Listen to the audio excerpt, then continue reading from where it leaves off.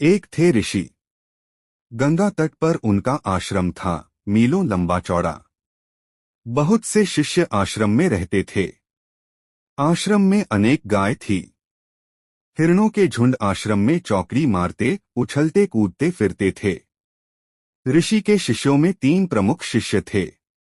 तीनों ही अस्त्र शस्त्र में निपुण, शास्त्र ज्ञान में पारंगत, बोलचाल में मीठे, स्वभाव में विनम्र, धरती की तरह सहनशील, सागर की तरह गंभीर और सिंह के समान बलशाली थे।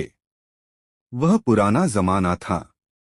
उस समय आश्रम की गद्दी का होना ऐसा ही था जैसे किसी राज सिंहासन पर बैठ जाना।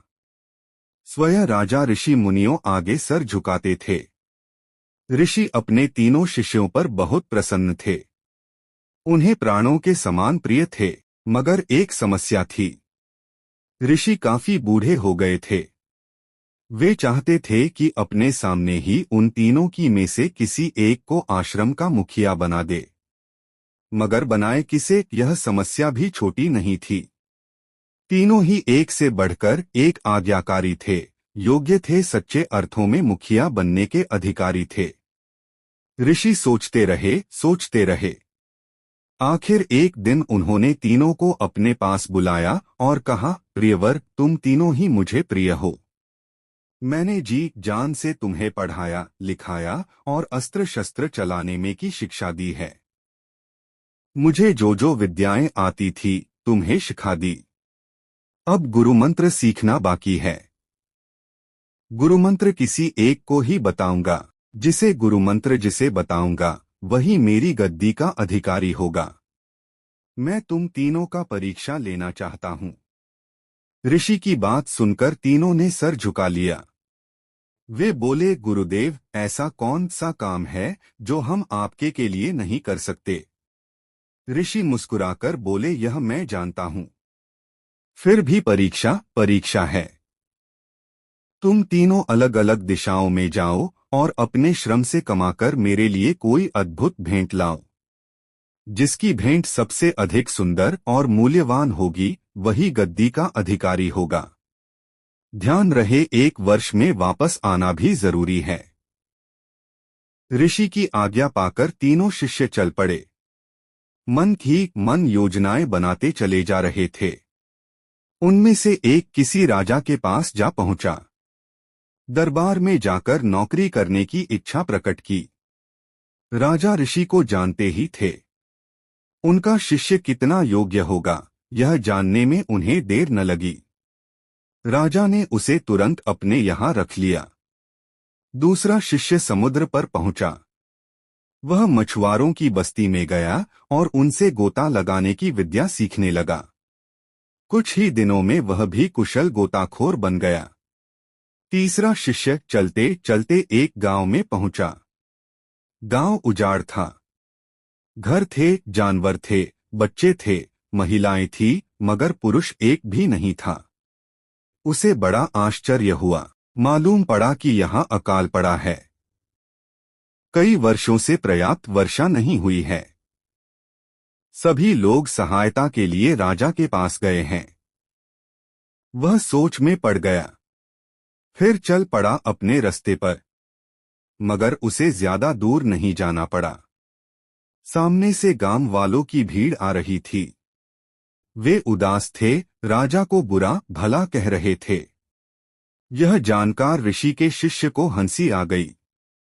एक राहगीर को हंसता देख गांव वालों को बुरा लगा। वे बोले, आप हंसे क्यों? हंसी तो मुझे तुम्हारी मूर्खता पर आ रही है। हमारी मूर्खता पर? अकाल ने हमें तबाह कर दिया है। भूखों मरने की नौबत आ गई है। हम सहायता के लिए राजा के पास गए थे। उसने भी हमारी सहायता नहीं की और आप हमें मूर्ख बता रहे हैं। हाँ, मैं ठीक कह रहा हूँ। तुम सैकड़ों आदमी मिलकर कुछ नहीं कर सकते, तो राजा अकेला क्या कर लेगा? आदमी सहायता करने के लिए पैदा हुआ है। ऋषि के शिष्य की बात सुनकर सारे लोग सोच में पड़ गए। वे बोले, भैया, तुम तो चमत्कारी लगते हो। हम क्या जाने? चलो तुम ही हमारे दुखों को दूर कर दो। मैं ही क्यों, तुम स्वयं हाथ उठाओ।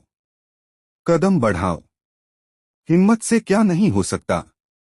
उठाओ फाल कुदाल, कुएं खोदो, प्यासी धरती की प्यास बुझाओ। शिष्य बोला, कुएं कुएं तो गांव में है, मगर सुख रहे हैं उनमें पानी नहीं तो नए कुओं में कहां से आएगा।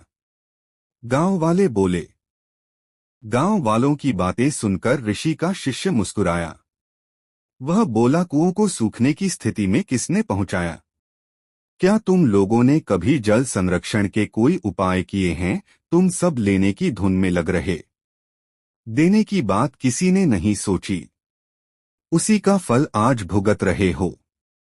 खैर, सुबह का भूला अगर शाम को घर लौट आए तो वह भूला नहीं कहा जाता। चलो कुओं को और गहरा करें, पानी जरूर निकलेगा। जमीन पर हरियाली फैलेगी तो बादल भी आकर्षित होंगे, वर्षा होगी तो उसका पानी रोकेंगे। गांव वालों की समझ में बात आ गई। दूसरे दिन से गांव वाले कुएं खोदने में जुट गए।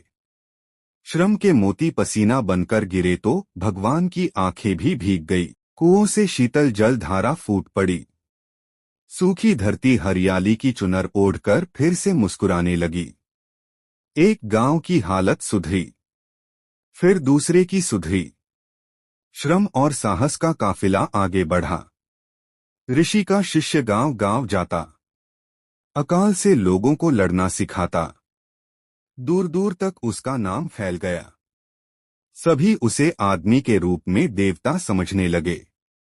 राजा के कानों तक भी यह बात पहुंची। ऋषि अपने शिष्यों का इंतजार कर रहे थे। एक दिन पहले शिष्य पहुंचा। उसके साथ हाथी घोड़े थे। उसने सर झुकाकर कहा, गुरुदेव देखिए, राजा ने मेरी योग्यता से प्रसन्न होकर मुझे हाथी घोड़े भेंट में दिए हैं। ऋषि मुस्कुराए और चुप रहे। दूसरे दिन दूसरा शिष्य आया। उसने समुद्र से बहुत सारे बहुमूल्य मोती इकट्ठे किए थे। ऋषि ने मोतियों की पोटली ले ली और एक और रख दी। कहा, कुछ नहीं। पूरा वर्ष बीत गया, तीसरा शिष्य नहीं लौटा। दोनों शिष्यों को लेकर ऋषि शिष्य की खोज में चल पड़े। राज दरबारों में गए, मगर पता नहीं चला। नगरों में ढूंढा, किसी ने कुछ नहीं बताए। रास्ते में राजा की पालकी जा रही थी। ऋषि को देखकर पालकी रुक गई। राजा नीचे उतरे, ऋषि को प्रणाम किया। ऋषि ने राजा से कहा, राजन, आपकी प्रजा बहुत सुखी है, चारों ओर लहराती फसल खड़ी है। आप भाग्यवान हैं। नहीं ऋषि देव, यह प्रताप मेरा नहीं, देवता का है। मेरे राज्य में एक देवता ने जन्म लिया है। मैं देवता के दर्शन करने जा रहा हूँ। देवता के पैदा होने की बात सुनकर ऋषि भी चकराए और वह भी राजा की साथ चल पड़े। एक दिन ढूंढते ढूंढते किसी गांव में देवता मिल गए। धूल से सने पसीने से लथपथ गांव वालों के साथ काम में जुटे थे। राजा चकित रह गया। वह देवता कैसे हो सकता था? वह तो एक साधारण किसान था। सर पर ना मुकुट था, ना गले में स्वर्ण के फूलों की माला। राजा आगे नहीं बढ़ा, चुपचाप खड़ा देखता रहा। मगर ऋषि चिल्लाया, बेटा सुबंधु, तुम यहाँ, मैं तुम्हें ही ढूंढता फिर रहा था। कहते हुए ऋषि ने धूल दूसरी सुबंधु को बाहों में भर लिया। क्या मुझे दक्षिणा देने की बात तुम भूल गए हो? ऋषि ने कहा। नहीं गुरुजी, भूल कैसे जाता, मगर अभी काम अधूरा है। इन सारे लोगों के आंसुओं को पोंछना था। आप ही ने तो बताया था, मनुष्य की सेवा से बढ़कर महान धर्म कोई नहीं है। राजा देखते रह गए। ऋषि की आंखें भी नम हो गई। ऋषि ने भरे गले से कहा, बेटा तुमने ठीक ही कहा, तुम्हें सचमुच अब मेरे पास आने की जरूरत नहीं है। तुमने इतने लोगों की भलाई करके मेरी दक्षिणा चुका दी, जो दूसरों के आंसू लेकर उन्हें मुस्कुराहट दे दे, वह सचमुच देवता है। तुम देवता से कम नहीं हो। राजा का सर सुबंधु के आगे झुक गया।